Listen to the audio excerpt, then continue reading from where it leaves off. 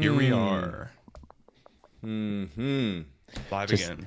Just had a terrible drive. I hate driving in torrential rain, man. I fucking hate it.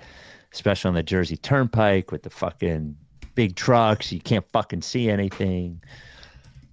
Sorry, I'm just decompressing because I just got off the road 7 minutes ago.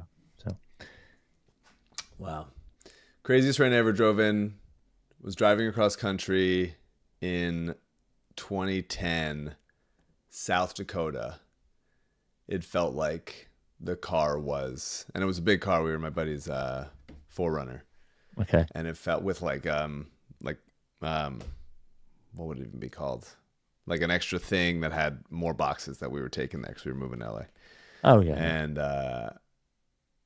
it felt like we were going to get blown off the world. Like it was crazy. Have you done that drive since then, or was that a one and done? I've driven cross country, I guess, once, twice, 3 times. So yeah, there, I guess 1.5 times there and back, but yeah. Fun ride. A lot to see. Yeah, I drove across the country one time, but it was a nightmare. So I'd love to do it again with no schedule, or anything. I always thought about doing it with my dog. Actually, when I was eventually going to leave FAN at the middle of the summer, if I didn't have this job, I was going to just not do anything for a while. And I was like, maybe I'll drive across the country with Rebel, but never got that chance. Those pods would have been fun. Oh, dude. On the road somewhere. Oh, would have been hilarious. Yeah. Where are you now? I would have gotten bored. Hotel Wi-Fi in Idaho. Yeah. Probably wouldn't have been great. Wouldn't have been the best hotel Wi-Fi, but CJ's app that he's going to develop at some point, which tells you what hotels have good Wi-Fi, is eventually going to help me. That's when I'll do it. It should just be a built-in feature. Someone just should pay me for the idea and then make it their own. And then what's the full idea? You should be able to sort when you're looking for hotels on any Again, website. This is not for a very big audience, but go ahead. Sure. Go ahead. You should be able to see exactly what internet speeds you're going to get and not just have it be free, fast Wi-Fi that every hotel pushes out. You should be able to see if there's a fiber connection. You should be able to see if you have an Ethernet port in your room. Because a lot of people, especially post-pandemic, need to have good internet for their work and their travel. Yeah. And it seems like such a simple thing to include. By the way, yet it's so hard to find now. The worst thing about these hotel rooms is they all have these Ethernet ports that don't connect to anything anymore because they're from like 20 years ago, like the old Ethernet ports. Yeah. Anyway. Frustrating.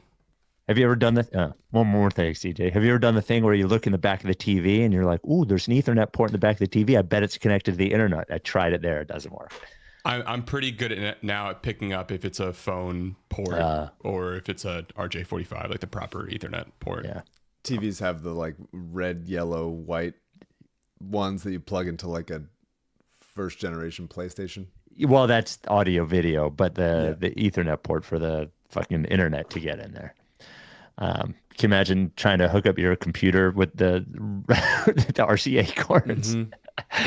The Rights to Ricky Sanchez podcast is presented by DraftKings Sportsbook. Sign up for DraftKings Sportsbook by using promo code RTRS, and brought to you by Big Barker Therapeutic Dog Beds. Get yours at bigbarker.com/Ricky. LL Pavorsky Jewelers, where Rights to Ricky Sanchez listeners go and get engaged. Kornblau Kornblau, the official law firm of the process. And Surfside Iced Tea and Vodka. The official sponsor of the Corner 3 newsletter. Subscribe at rightstoRickySanchez.com/newsletter. On the show today, we are in the NBA Cup break, which is kind of nice if you don't make the NBA Cup, to be honest with you. Sixers have won 4 of 5. We're going to grade the Sixers at the quarter mark of the season. We have a great question from a listener about outcome probability for this year. And there are some players who have been mentioned in trade rumors. Here we go again across the league. So we will discuss that as well. A brand new episode of the Draft Council came out yesterday. Draft Council, our 52-week-a-year NBA draft podcast hosted by Dan Ollinger and Ahmed Jama. In this episode, their favorite sleepers in the 2025 NBA draft. And they talked about the Big Five Classic as well as that kid that just committed to BYU. I forget his name. Do you know who that is? The kid who just committed to BYU? Yes, but it's not coming to me. I'm excited about AJ Bonsa. Okay, there you go. They talked about that kid. I think they led off the pod. What the thing about that kid? Real quick, a very happy birthday from Mel to BJ at the University of Arkansas. He is turning 50. He is turning 50 on Friday. So, and he's enrolled at the University in Arkansas. Look, God bless Mel's emails. They seem so excited and a little bit psychotic. Apparently, they're doing a lot for his birthday. I think they were in Dallas and they were at Madison Square Garden, and she just fucking loves this guy, it seems like. So I think, I don't know. Look, BJ, if you don't know if she loves you or not, I don't know what your relationship is. The truth is, it seems like she does quite a bit. But Hogs. What's that? Hogs. Arkansas. Yes. Love him. So happy birthday, BJ, turning 50 on Friday. And one more birthday. This comes from Christina. Hi, Mike. Hi, Spike. Hi, CJ. I hope all is well. I'm writing to ask you if you can wish my husband, Stefan, a happy 35th birthday. His birthday was 2 days ago. He's originally from Dortmund, Germany, and did not follow the NBA much growing up. Unfortunately, he fell in love with a Sixers fan. He has been a Sixers fan and a listener to the pod for 8 years now. Crazy. We watch the pod together or listen on road trips. We're based in the U.S. now, but we did watch games and listen to the pod when we lived in Germany as well. So happy 35th birthday. And she made sure to point out Stefan. Now, it's spelled Stefan, like if you're from the U.S., but we're not. He's not. Stefan is from Germany. So happy birthday. I did mention Surfside Iced Tea and Vodka, a trusted partner of the Ricky. As we head into the holiday season, maybe you're going over to a friend or a loved one for a holiday party and you're supposed to bring some alcohol or something. I promise you, if you bring Surfside Iced Tea and Vodka, everybody's going to be thrilled with you.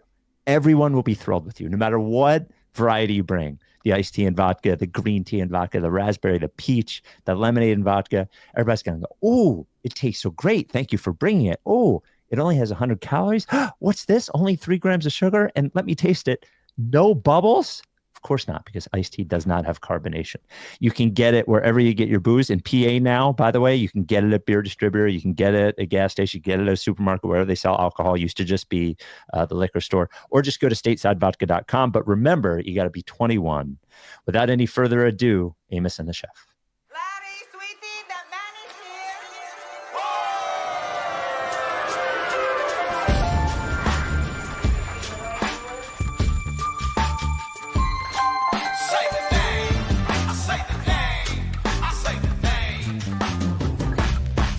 We were right, y'all. We were right.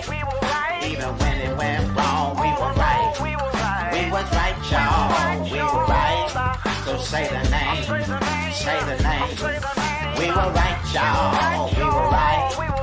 Even when it went wrong, we were right. We were right, y'all. We were right. So say the name. Say the name. Say the name.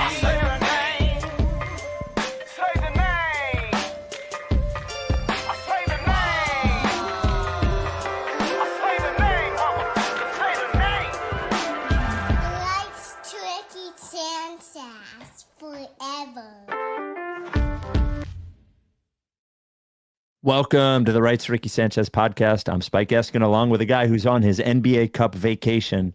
That is one, Mike Levin. We are raking in the birthday money. Yes, $100 from everyone. Every single one. I'm sorry. Oh, you have a friend who's 50? You're married? $100. $100. No discounts. Nope. It's my mom's birthday coming up next week, and if she wants me to say something, $100. $100. Student discount? Do we give student discounts? No student discounts. $100. $100 every time. So we've never cared about the NBA Cup, but it does seem kind of funny that by not qualifying for the NBA Cup, you get 5 off days and then a game against a lesser opponent. Great. We needed the break. It's not bad at all. Yeah. So Sixers have played the fewest games in the league, I believe. Have they? I believe, which it feels like they haven't. They've. I don't know if anyone's noticed. They played 22. Nobody else has. A lot of people are on to 25. Like the Magic have played 27. And how have we lost so many of them? I know. It seems impossible. I know. But not recently. The Sixers have straightened themselves out a little bit, have won 2 in a row again. Wow. Have won 4 out of 5, are now 7-15, and are a game and a half out of the play-in. They are amazingly 5 games out of the 5 seed. So it's nothing. All you have to do is win 5 more games than the team in that part, which might be hard, but it's nice to see them playing a little bit better. And before we get to the quarter season grades, the game was 4 days ago or whenever it was, but Embiid looked not just from a stat line perspective against the Bulls, but looked springier and moving better than he has all year. I'm sure that is a setup. I'm like 1,000,000% sure it's a setup, but it was nice to see for sure. It was very nice to see. It was great. Yeah. He missed his first, 7 or 8 shots in the first quarter. Yep. And then just came on in the second and looked like the guy he is. Yep. It was awesome. It was cool to see him, PG, and Maxey all just like working well together. Yep. Maxey got hot his first season, just like we all expected. Yeah, Maxey a career high in assists, first triple-double, 2-man game. All of a sudden, guys are very open. Like, it's just unbelievable. Things happen when he's on the court. Like, it was also Embiid's, I think, first game that he played in that they won, which is nice. So it was good just to see him in a uniform and having a good time. Yep. Yeah. I mean, this is why, no one that listens to this podcast is going to be surprised by this, but I'm just willing to go down with the ship with Joel. Yeah, I know. I'm just willing to go down, and we will likely. The odds are we're going to sink. Yes. But at least we're on a ship. Yes. Like let me ride with me with this. Yeah. Like I'm coming up with it in the moment, so it's going to be bad. Okay. But like, if it's like, okay, trade Embiid, then you're saying like, I'm going to jump off the ship. That's leaking. It's leaking. Yeah. Bad. Yep. Probably. We're probably not going to get to the place where we're going to get, but I feel like we have a better chance to do that in the ship than just sort of swimming at sea by ourselves with whatever we have out there. So I feel like we stay in the ship. We see if we can sort of like clunk our way to destination and hope that the ship holds on long enough, patch it, get a bunch of guys in there and just sort of plug that hole and see if we can ride it out to wherever the fuck we're going, which hopefully I'm glad you went that direction, because I was just going to start saying the lyrics to White Flag by Dido when you said you will go down with the ship. Sure. Yeah. Yeah, but put your hands up and surrender. Mm-hmm. There'd be no white flag. No, I know that one. Yeah. I'm not going to sing it, but I know it. Yeah. All right. So I thought we would do some quick grades as the Sixers are about at the quarter mark of the season. Let's start off with the coach himself, Nick Nurse. What grade would you give Nick Nurse? Grades. Yes. Grades. Yep. Am I a harsh grader? Yep. Am I? I'm a underpaid teacher eating melon out of a Tupperware at my desk. Yep. Reheated spaghetti with a plastic fork. My teachers always had melon, and truly it was like melon, like little balls of melon in their Tupperware, and when they would just have it in between, like moments or something like that, it made it look so good. And I don't like melon, but I still idealize the like having sort of round Tupperware, a round melon in Tupperware. Anyway, maybe they're having hopefully all my teachers are having a lovely day. Nick Nurse hasn't been good. I'm giving him a D+. He was too bitchy in press conferences in the beginning. There's no reason they should have been as bad. But that doesn't matter as much. But it does matter because it made everybody even more mad. But that also doesn't matter as much. Well, how about this? They played bad. Their record was bad. Right. And he was bitchy. Yes. I'm not saying that it doesn't matter at all, but I'm saying like, and where you come from on things and where I come from on things generally is this is sort of the delineator of your it bothers me a little why he's like being annoying, but it feels like it bothers you more how they communicate with the media and then to the public generally. Sure. And they were stewards of the organization. And just the team generally, not Nick even specifically, but I I care a little. I'm not saying I don't care, but I'm saying it just matters so much less than the on-court product to me.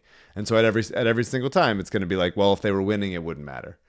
And even if Nick was cranky, because other coaches are cranky. I will say this: Brett being affable when they were shitty, I believe, helped. Different time though. The on-court product truly didn't matter then. Right. Yes, but I do think I don't think we don't have to belabor this. I don't think it's nothing, but whatever. But this is not. Yeah, this is not to say like we are not going to. You and I are not going to argue about this because we simply just come at this from a different point of view, and it's just that's what we accept as the premise of the podcast. Yep. And so, for me, Nick on court was certainly disappointing.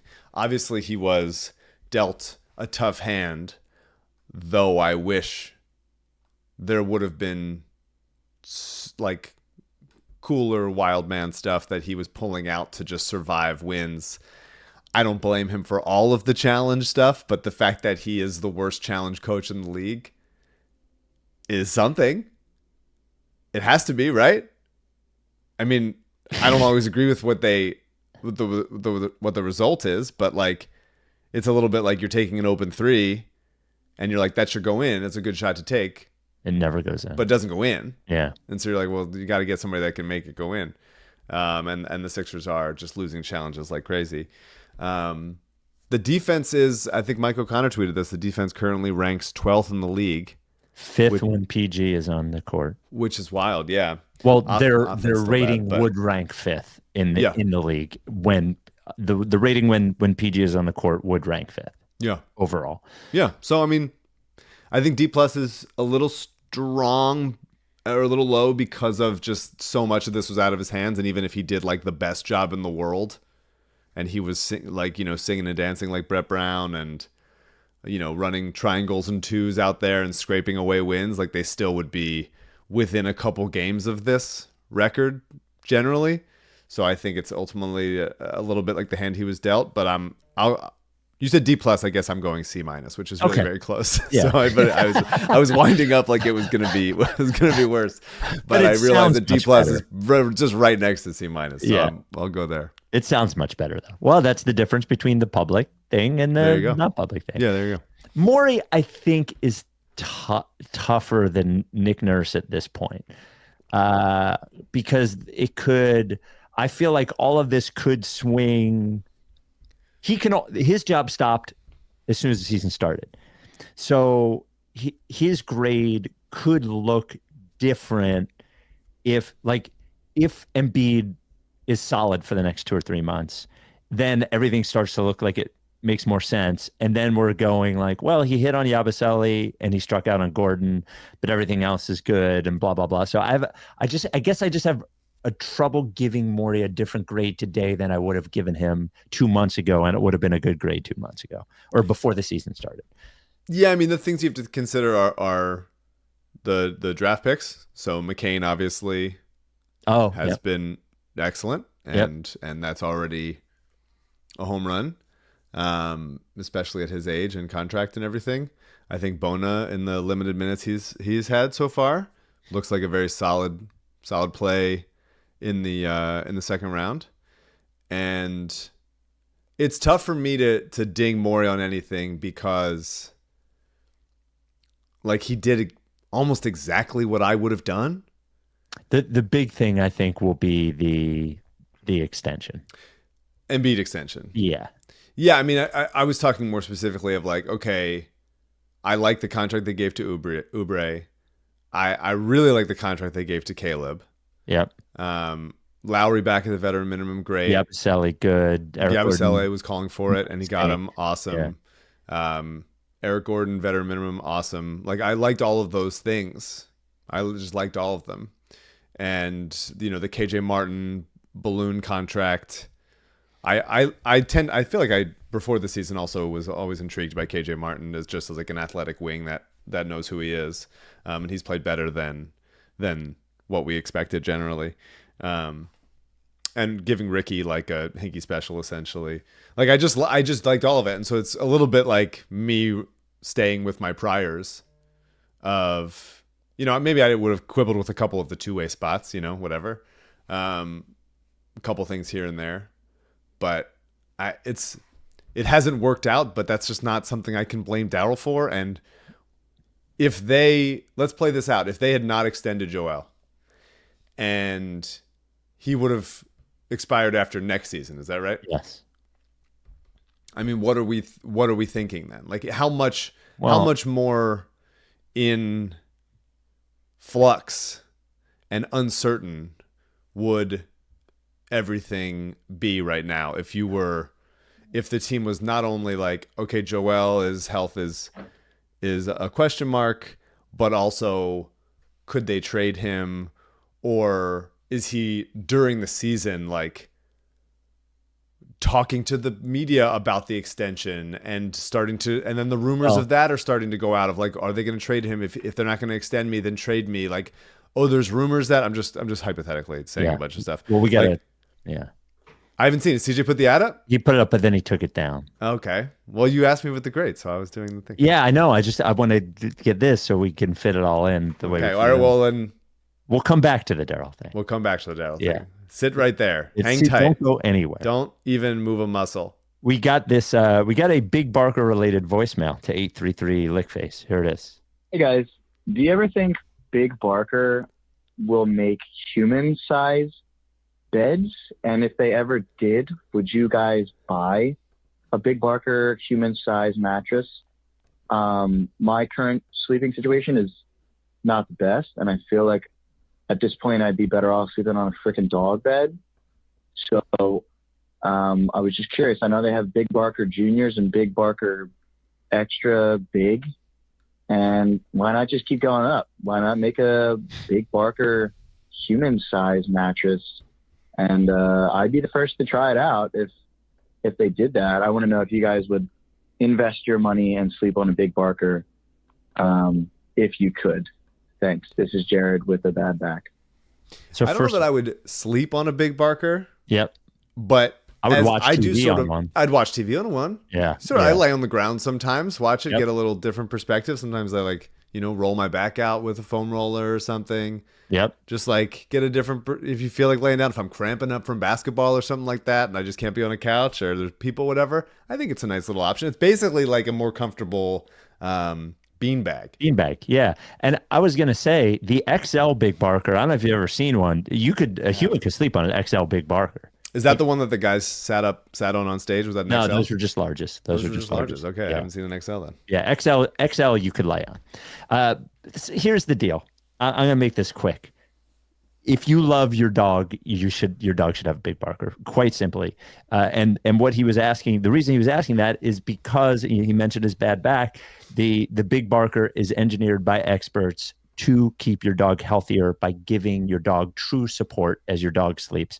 Most dog beds do not do that. Big Barker, first one ever to do that. You can see it in the pictures when you go to bigbarker.com/Ricky. When you go there, if you order at that link, bigbarker.com/Ricky, you get 2 process pup patches, black and white one, red, white, and blue one, bunch of stickers.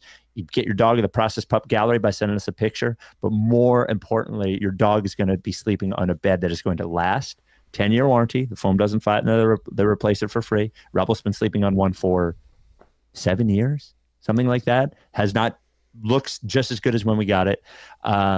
And it's going to the effects of arthritis, which happen to dogs just like they happen to humans. You sleep on a bad bed, your dog sleeps on a bad bed, joints get creakier. Doesn't happen with the Big Barker. Well, happens eventually, but the effects of that, not quite as severe. So what I would tell you is you care about your dog, you love your dog, you spend a little more, get a product that lasts, that keeps your dog healthier. There is a 1-year at-home trial. If you don't like it, if your dog doesn't like it, they'll give you a full refund. They'll even pay for the shipping. It's handmade in the USA. Big Barker dog beds.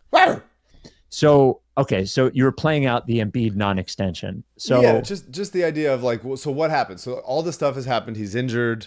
Yes. Everything is exactly the same. Yes. On court wise. Yes. Except now he's expiring after next season, and then Instead the question of like trades are happening, and we're going to talk about the Jimmy Butler thing, and if like that was happening right now to the Sixers, and like who would you be like? Who is interested? Who would be like trying to lowball us and stuff? And is Embiid going to the press being like, if they don't appreciate me here, then I'm not going to play at all this season? Like, I just think like I'm just fully ready, especially because of how good he looked playing again against Chicago, and that it's not like, oh, he's just going to look bad forever, which I think was a little bit hysterical, but I understand why people. Well, it's but a hysterical. It was fair. Yeah. Yeah, it's a hysterical. Yeah, he hadn't looked good before that, and so it was good to see him playing as well as he played throughout much of last season, which was the best season of his career until he got hurt. I'm just ready to go down with the ship. That's basically what I'm saying, and so I'm happy that he gave him the 5-year extension and we get to go or the 3-year extension and we get to go he is here for his prime, and we are hoping that one of these years is the healthy year, and we're gonna fucking push all the chips in that year, and maybe it ends up being this one if somehow the next few months are healthy and the team bursts back to 500 before the trade deadline, and then you go okay, we have seen enough, and we are going to make that trade for the power forward that feels like it fits here perfectly, whatever. Then great. I just, there's no other option to me. The option, Embiid is the option. Embiid, the team good with Embiid, bad without him. You got to just see it all the way through. And I'm fucking stubbornly, bitterly holding on to the ship and drowning whenever it is my time to drown. So just objectively, it would be the fact that he had 2 years left and the contract goes through 2029.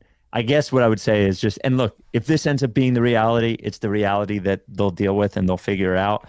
But just objectively, if he was never able to get right again, a $65 million a year contract till 2029 would be very, very, very, very, very, very, very, very tough to get out from under.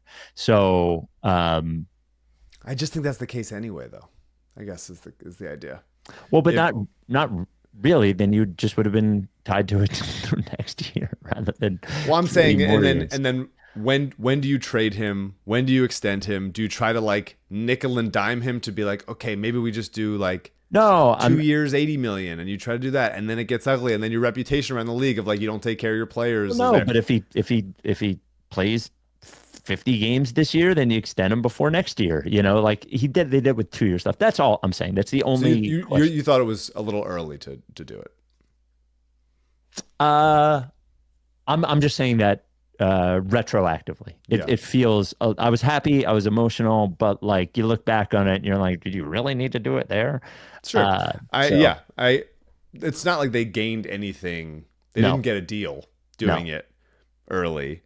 They just gained, I think, the trust, hopefully, of him knowing that they give a shit about him and his career and wants him to be here forever, and that players, agents around the league go they did right by him, basically. Which I don't know how much that matters. I don't know. Well, he doesn't even have a fucking agent. So sure. But yeah, I guess it's with Daryl, I think the tangible things where he could have succeeded or failed, as far as drafting and free agency. Paul George is obviously, people are down on Paul George sometimes of the kind of player he is and how he's going to last. But I think that's just a massive win. And there weren't any great alternatives for that. And I think a lot of the drafting was good, and the minimums are some are hits, some are misses. That's always how it's going to happen. You're never going to hit on 5 for 5 on minimum contracts, and you can move on if they don't work out, and you can get deadline acquisitions or buyouts or whatever if you can make it better. Well, by the way, Yabusele worth the Eric Gordon miss every day of the week. Yeah, and I'm not ruling out the idea that Eric Gordon doesn't play better later on. Yeah, I don't think he's going to be here after the deadline, but that's just my. But if that's the case, then it's fine. It's a veteran. Yeah, minimum. It doesn't. That's what you do. If he was guaranteed of being good, he wouldn't have been available on a veteran minimum. Yeah, for sure. Embiid, I think, is impossible to grade so far, so I think we should skip it. Right? I wish that he was not as private about his health updates and as cagey about it and wanting the organization to be cagey in that way. Since that's been the consistent, since he got to Philadelphia, of no matter who's the GM or who's the coach or whatever, medical staff or whatever, it's always been like this.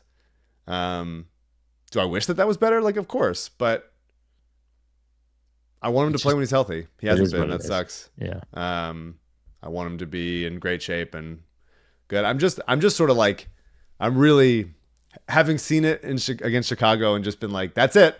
That is the way that this Sixers team is ever going to make a legitimate playoff run, is by Joel Embiid looking like that and doing that. And everybody else can then, their job gets several hundred times easier without him.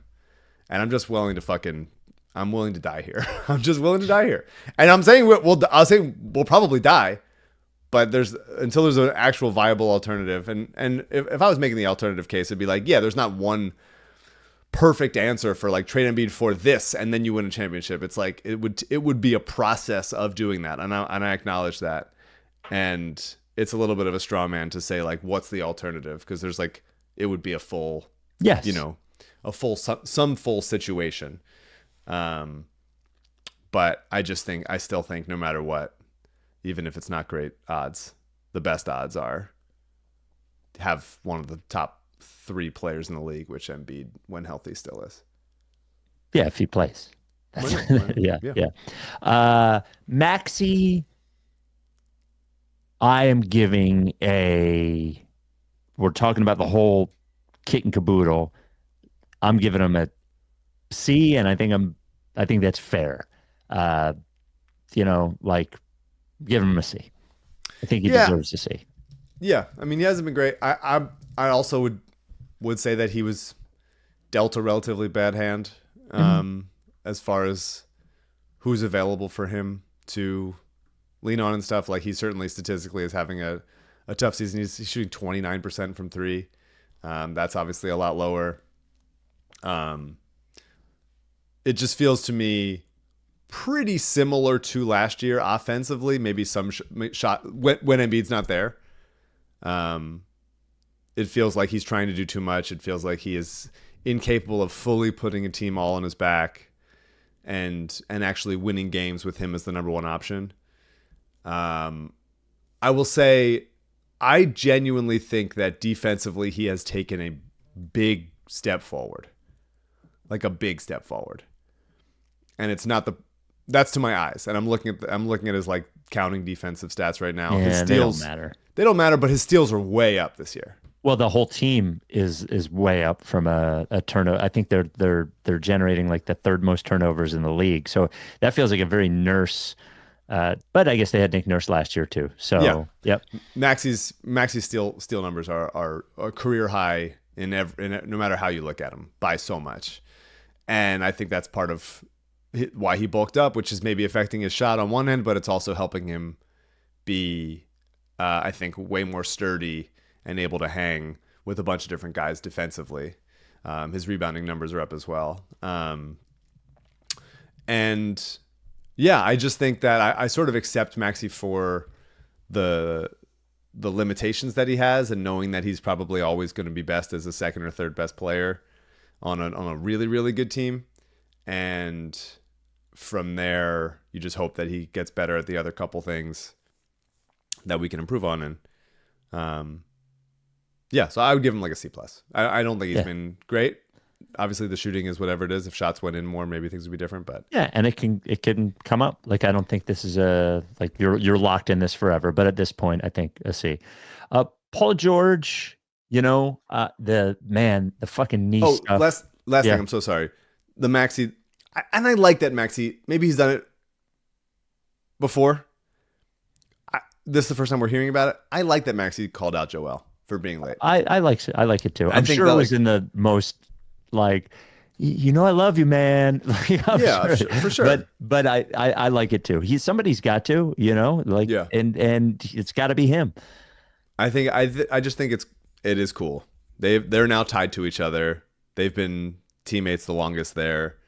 When Harden was here, he was adultish, but also has his own, whether it's work ethic or behavioral or like doing whatever, sacrificing for the team, whatever it is. Maxey is like true blue, like does what needs to be done all the time and sets an example.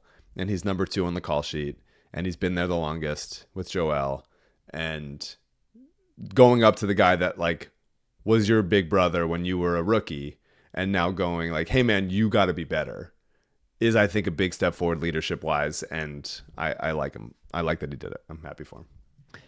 Where was I on the list? Hang on one You were second. Paul George, sorry. Paul George. So the knee stuff sucks. I am considering the knee stuff and putting that to the side. I believe his performance has been somewhere between B and B minus worthy. I would say B. He's been better on defense than I expected. And once he has gotten to the rhythm of offense, he's been good as well. He's been a better creator than I expected. And everything else is good. I think it's probably a B or a B minus is where I am with Paul George. Probably a B. Yeah, in the few games he's played, I agree that the defense has been really, really helpful, and the numbers bear that out. And the offense is rusty, work in progress. He hasn't like gone off yet, but it's so easy to see how helpful he's going to be. And just being on the court, his shooting gravity, his ability to drive and kick, all that stuff. To me, it's like still kind of like an incomplete because he's had two like very bummer injuries that has not really allowed him to like get going yet. Yeah. And it is a bummer to me, especially now that Joel is not only not playing back-to-backs, but also like more questionable for larger swaths of games than he had been earlier in the season. I see it. That Paul George is essentially also not playing back-to-backs maybe right ever. Yes. And I think that's kind of like, man, that's like that's tough to get through if you're already missing Embiid for those, you're missing PG for those, you also want to get them like locked in together. It narrows things even more. There's just the window is getting so tight for everything to have to work out. Before we get to LL Pavorsky, a quick note, and this is not ad really, but Scheib, who when you buy t-shirts from the Ricky, you buy them from Scheib Vintage Sports. They have a special Ricky promo code for Sixers stuff, I think through Christmas. 30% off any Sixers thing at Scheib Vintage Sports with the code Ricky30. So just look up Scheib Vintage Sports, code Ricky30, you get 30% off literally any Sixers thing they have. The Rights to Ricky Sanchez podcast brought to you by LL Pavorsky Jewelers. There's still time. Now, first of all, there's the 12 deals of Christmas going on, where if you need an anniversary present, maybe just an I love you present, maybe a Christmas present, whatever, a Hanukkah present, incredible deals with LL. But think about this. What if you're thinking about getting engaged and you're like, I don't know, getting engaged on Christmas, that would be cliche. This is what I always tell you. If the person you're proposing to wants to get married to you, it doesn't matter if it's cliche. They're going to be happy. And they're going to be happier if you get a ring from LL, because they'll know that you found your jeweler on a fucking basketball podcast. And that's how you know you really love somebody. Over 400 Rights to Ricky Sanchez listeners have purchased engagement rings from LL Pavorsky. It's always the same deal. It's like, wow, that was way easier than I expected. Wow, look at that personal service I got. Wow, they didn't pressure me at all. Wow, I got free chocolate and water. LL Pavorsky Jewelers, it's the absolute best. Don't go to some other jeweler and get pressured and fucking swindled. Go to LL Pavorsky, where he's going to take care of you. And you can tell that he wants one-to-one service and not pressure, because everything's by appointment. Doesn't want you to just walk in and have him hop on you or whatever. No. Wants to talk it over with you. So when you show up, it's a good environment, knows what you're looking at, has a bunch of examples for you. I'm telling you, if you're going to get engaged, you can't go anywhere else. As I said, make an appointment, 215-627-2252, Lee at llpavorsky.com, at llpavorsky on Twitter, right there at 707 Walnut. Beautiful store. Been there over 3 decades. A supporter of our charities, Mama T's Community Fridge and Province Animal Center, LL Pavorsky Jewelers. And it's just $100 to engrave "Happy Birthday" on the ring. What a deal! It's crazy that it's the same price. I want to get through these so we can get to the trade possibilities, but also the outcome probability, because I think it's a very good question. Yeah. So we can rip through the other grades quick. Kelly Oubre, I'd say solid B.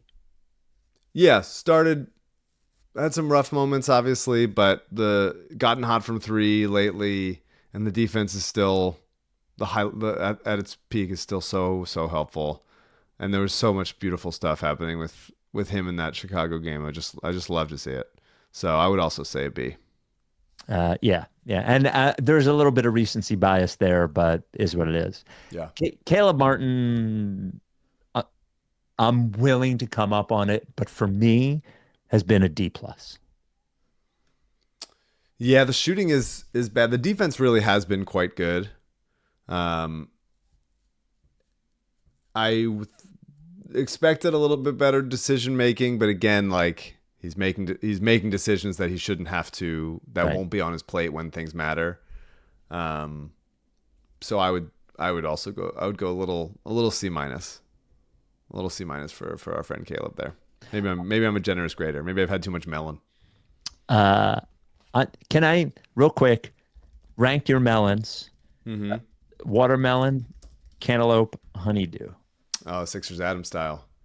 Well, cantaloupe is very rare. Difficult to find. Probably, I would say like average melon is the lowest. Or honeydew, I mean. That's what when I think of melon, I think honeydew. Honeydew. There's no taste in honeydew. It's like there's no taste whatsoever. Sucks. I'd rather have a cucumber. Yeah. Cucumbers are gross. Oh, I like cucumbers. Give me the best cantaloupe over the best watermelon, but an average watermelon over an average cantaloupe. I hear that. I don't really like watermelon very much, so I'm always going to take the cantaloupe over it, but I hear your reasoning there. I hear it. Andre Drummond has been painful for me. I'm giving him a D. I honestly can't stand watching him. His only plus has been his hands on defense. Everything else has been, I would say, a disappointment if I was expecting very much. I think I tricked myself into expecting more. Have not been happy at all with Drummond. Yeah, I mean, it's the same. All this stuff is, maybe I'm just being a generous grader because the circumstances that are upon these guys are like not what we expected them to do. So it'd be like if you're like, Andre Drummond, you have to play point guard now. You have to do it. Why are you doing a bad job? And it's like, well, that's not what you brought him here to do. And so, however, he is playing center. He's still playing center, but it also, you expected him to play like 35 minutes a night, like every so often rather than every night. You were expecting more like 12 to 18 minute runs for him and going like, oh, okay, that you can stomach that, whatever. But he is playing the position that they hired him to play. But I think I give him not as much as the other guys, but because he is doing generally the same thing, just with more time on court.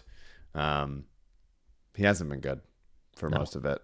And he is, and I do go back to my previous stance about his rebounding being a little bit fake. Yes, it's for sure. So I'll give him a C- as well. Jared McCain gets a fucking A, an A, an A, an A, an A. He hasn't been perfect. I wouldn't say the play is an A, but given expectations and future and how good he's been, he absolutely could not have expected this at all, him being as good as he is. He was a real good player. Offense has been an A+. Yeah. If you're just talking about the offense and just everything, A+.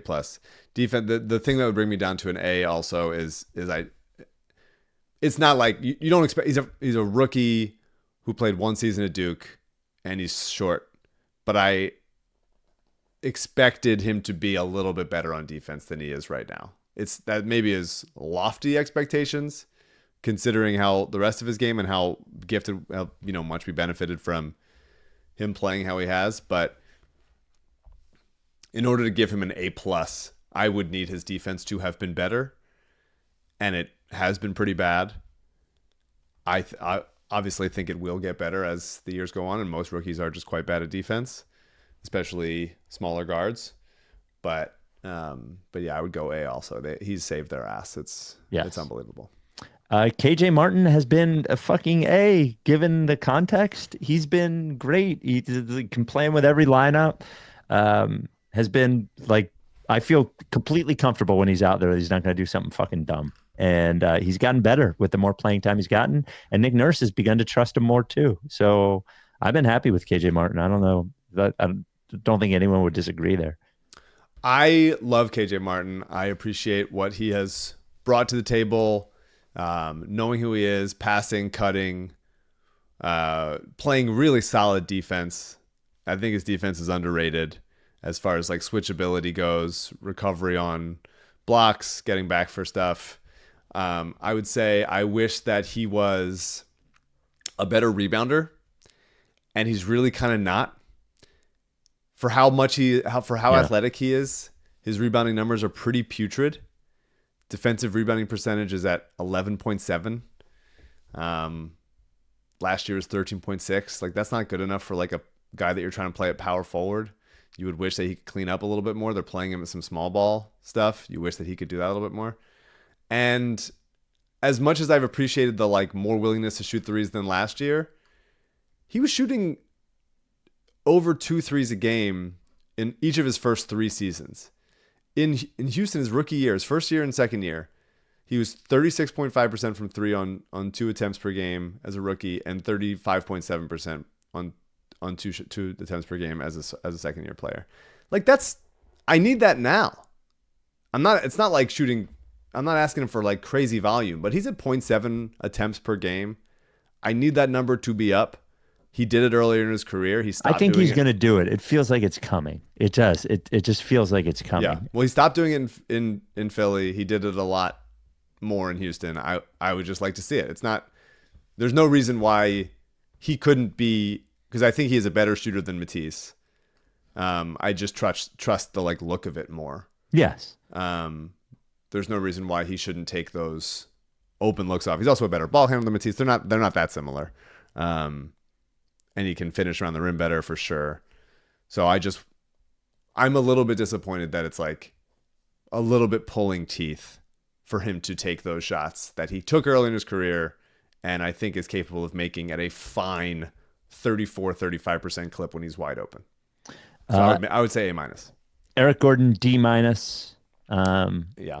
I'm not failing him because I still have a little bit of hope, and I do feel like aside from his atrocious shooting and getting blocked too much, I do feel like he's occasionally done positive things, but a D- I think is fair. And I also think he leaked the meeting. Yeah. Impressive decision-making off the dribble. Yeah. But that's not what you are paying him for or asking threes, him to do. You really just need him to hit threes. And his defense has looked especially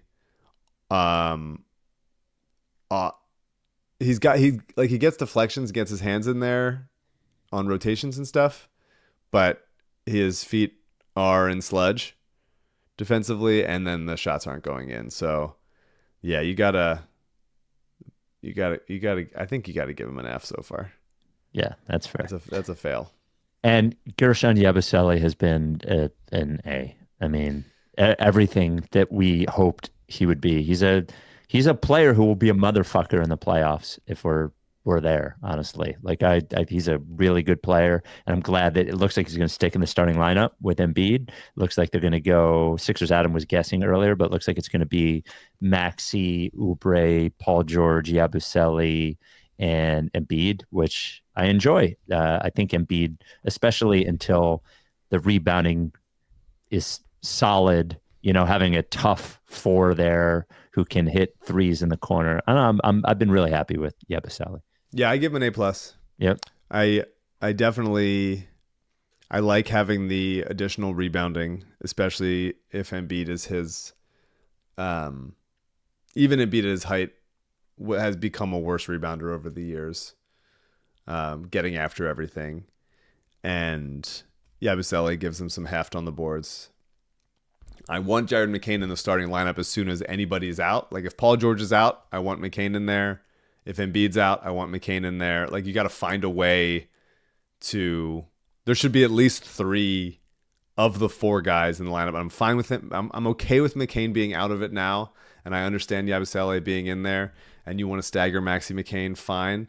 I just want to like establish and cement the idea that Jared McCain is like fully, deeply a part of this organizational core going forward, and they're going to have to figure it out with like Maxey McCain, PG, some perfect fit, and Embiid, and maybe that's not this year exactly, but that should be the starting lineup. Those 4 players should be in the starting lineup for quite a long time. Yeah, I think this year, though, I kind of like it at this point, the McCain being the first guard off the bench and being able to have he and Maxey on the court at all times, and maybe taking it, and also having him on the court without Maxey, I think gives him a little more free reign to be himself while they both figure it out. So for now, I'm fine with it. And I kind of like the big sort of stronger, tougher. Now it's going to drive me crazy because Oubre is an iffy shooter. It's really going to depend a lot on Yabusele's ability to continue to hit threes at the clip that he's hit them so far. I think how that starting lineup works out. But yeah, I mean, I the thing about McCain, Maxey playing together, like, I just don't want, now that Embiid's back, now that Paul George is back, hopefully staying for a long period of time, I just don't want McCain and how good he's been to sort of fade into the back, and now he's just standing in the places that Eric Gordon would have stood. I don't think so. I think he's going to play 28 minutes a game, and he's going to be great. Yeah, maybe I could see it going like, oh, he's just standing there, and also like, because there's a lot of possessions when he's out there with Maxey, and whether it's PG or Joel, and he's just sort of like standing there, like being a stretch the floor guy, which is good. He can do that. That's great. But I also, if he's just doing that, then I could see Nick going like, well, we can just have somebody else stand there that's better on defense. I think if you're going to have McCain out there, you really should use him offensively to like make it worthwhile. Have him run off screens, have him set screens and slip off of them, all that stuff. And I think that there's some rookiness happening, not because McCain is so confident in himself, but I think that there's a little bit of know your place for McCain, as far as like, hey, you're taking a lot of shots, and there's sometimes when it's like, we get those shots. Well, yeah, that's coming from other players, though. Yeah, from other players, exactly. Yeah. So I'm just mindful of it, and I want to make sure that Jared, how good he's played earlier this season, is not lost now that the guys are healthy. The Rights to Ricky Sanchez podcast is brought to you by Kornblau and Kornblau. I let that happen organically. I let it fade right perfectly, and I didn't even talk about it. No, Spike, you keep going. I'm just talking to CJ. CJ, listen. But this is on. No. Yeah. It's a separate. I'm pressing a separate button. It's only CJ can hear it. I fucking nailed it. It was really smooth. We don't have that button. Really super smooth. We don't have that button. Thank you, CJ. We do have that button at work where I can talk to the producer and it's not going, but we don't have that here. So. I'm pressing it. Yeah, all right. The Rights to Ricky Sanchez podcast brought to you by Kornblau and Kornblau, the official law firm of The Process. Imagine this. You get into a car accident, some dipshit rear-ended you because he wasn't paying attention. He was texting, which drives me fucking nuts. Or imagine this. You're, you go in for some medical procedure and they fuck it all up. Or imagine this. These are all terrible scenarios. Imagine this. You're at a business's walkway or something and they haven't cleaned the ice off it that's been there for, 3 months and they have to, and you fell and you broke your elbow. Any of these scenarios, if you've hurt in any way, I don't want you to call one of the personal injury law firms you see the billboards of, or you see the commercials of. You're not getting that person. That person, you hear it in the commercials all the time, might not even be licensed to practice law in Pennsylvania or New Jersey or any of those places. They're really just referrals. Kornblau and Kornblau, been there for 40 years. The premier boutique personal injury law firm in the Delaware Valley. You're getting a Kornblau. You're getting somebody, Adam Kornblau, who is committed to you, who's going to communicate with you, who's good at it, going to get you what you deserve, and going to make sure that you are feeling good about it throughout the entire process. You can't go to anybody else. He's a fucking rabid dog, but in a good way when it comes to personal injury. If you think you might have a case, just give him a call or shoot him an email. You're going to get him. You're going to get Adam. Doesn't cost you anything. 215-576-7200. Ask for Adam, or email Kornblau. That's Kornblau at kornblau.com. It's Kornblau and Kornblau, the official law firm of The Process. Okay. 2 more things. One is a question from a listener, but I think I'm going to press you on it and make you give an answer. And the other one, I want to talk about the very quickly about the trade rumors that have, or the player available rumors who have come up there. So Here is the voicemail that we got to 833 Lickface? Hey, it's Wikipedia Greg from Lancaster. I've been kicking around all the different outcomes on where the Sixers could end up this year, and I'm curious about your opinions. So you have 100 percentage points. You need to divide up your 100 points onto the following 4 outcomes. The Sixers fall apart and are a bottom 6 team, which puts them on track to keep their pick. They miss the playoffs. This includes making the play-in, but not making it into the bracket. They make the playoffs, but don't advance past the second round. Or they turn the whole ship of Theseus around and go on a magical run. So it's basically, they absolutely suck. They mostly suck. It's the same as usual, or they totally shock us in a good way. How would you distribute your 100 points among those 4 things? Non-basketball question. So we've heard so much about Mike's long nights working, but we've gotten no details on the actual project he's working on. I saw a trailer for a network sitcom recently where they said, trust the process, and I wondered if that might be it, but he hasn't said anything. There's nothing on his IMDb page. Yes, I checked. So can we have a hint? Maybe a timeline on when we might see it? Thanks, guys. So I thought this was a good question. First of all, I believe the listeners were trying to guess they were trying to guess the comedy you don't like. Yes. Well, have you said what you're working on? I feel like you have. No, I haven't. Was there a I don't know that I could. We just ended. Okay. The rap party was last weekend. So that's why I'm at home and we're doing this podcast at a reasonable hour. Yes, it's nice. So that's nice. Yeah, the season is over. I think I should be able to announce it soon. Can you say whether is it TV? Can you say that? Yeah, well, it's TV show. Yeah. Okay. So we'll see. There's not a trailer out, so it's not the one that says trust the process. But okay. I like that forever. Everyone's going to be like, did Mike put it in there? Did Mike put it? There was a basketball in the corner. Just hang on a second. Yes. And so hopefully soon that will be good to say. But this is a good question. Yes. So the percentages being the 4 categories being they suck and they get they're one of the 6 worst teams in the league, which by the way doesn't exactly put them on track to get their pick. Sure. So really the only way they're guaranteed to get their pick is if they're one of the worst 2 teams in the league, and that seems pretty unlikely. So they suck. They're one of the 6 worst teams in the league. They mostly suck, meaning they get into the play-in and they don't advance past it. They, same as usual, they get to the second round and disappoint us, or they surprise us and do something awesome. Yeah. And we have to distribute the percentage points. I would say 1% that they are a bottom 6 team. 1%? I would say 1%.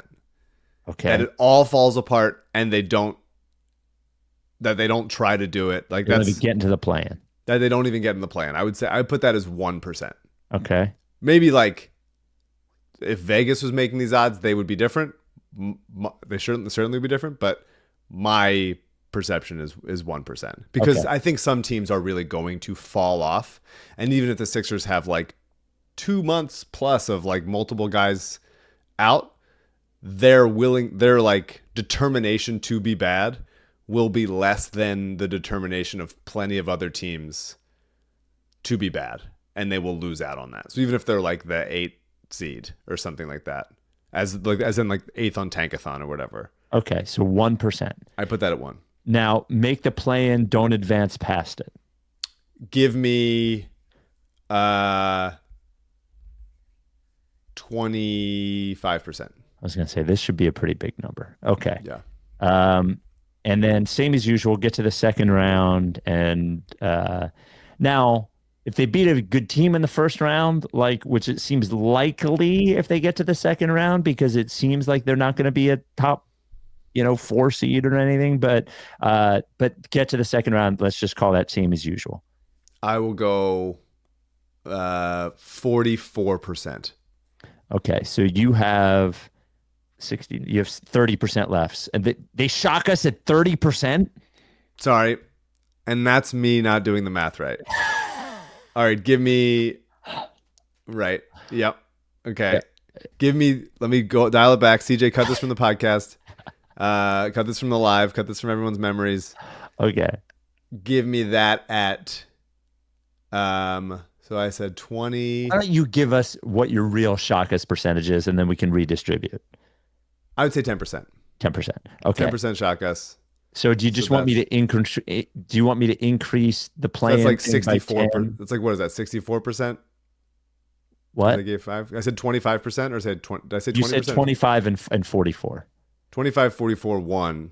So I meant 25, 64, 1. Okay. And then 10% that they make the run. Okay. So I'm generally going to agree with you on they suck so bad they're going to get a top 6 pick. I'm going to put that at 3% because I don't think it's quite as unlikely as you do, but I still think it's very unlikely. They get in the play-in and don't advance past it. Unfortunately, I see this as reasonably likely, and I'm going to make this 33%. Okay, so I said 25, you said 33. Yeah, I'm actually going to say 35%. Okay. I'm going to say same as usual at... See, I'm not going to have enough percentages either.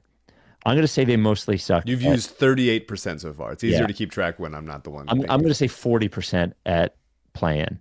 I'm also going to say... Okay, oh, so you're changing it. Okay, so 43% you've used. Yes. Same as usual, I'm going to put 45%. Okay. And then...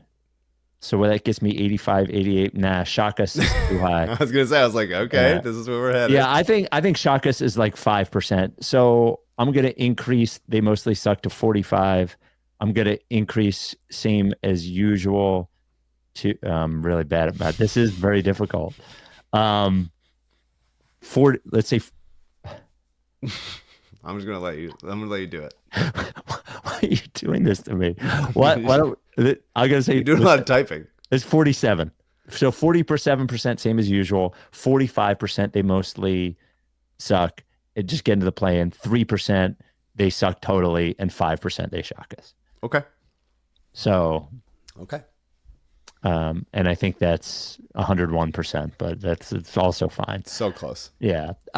So now, even though Bernie Lee, Jimmy Butler's agent, is currently obliterating Shams on Twitter, saying he's a liar about the story, some stories recently that players available even now, Brandon Ingram, Herb Jones in New Orleans, Jimmy Butler in Miami. We can't get Jimmy Butler. We'd have to trade Paul George or trade Tyrese Maxey. It's not happening. So you can just put it out of your mind. And then Brooklyn, Cam Johnson, Dorian Finney-Smith, Dennis Schroeder. You're not interested in Brandon Ingram, neither am I, right? I mean, and 36 million is a tough number to get to. Yeah, I can't get to it. Herb Jones making 14 million. We both expressed our interest in that. Dying for it. Would you rather have Herb Jones or Cam Johnson? And Cam Johnson makes, I think, 24 million or something like that. So you would basically have to trade Oubre. Let's say Oubre, Drummond, KJ Martin, basically, and throw in a minimum or something, get you there. It's tough because so much of my deadline plan was just being like, oh, they'll probably just trade Jared McCain at the deadline as a sweetener. And now that's no longer the case. Right. That's a tough thing.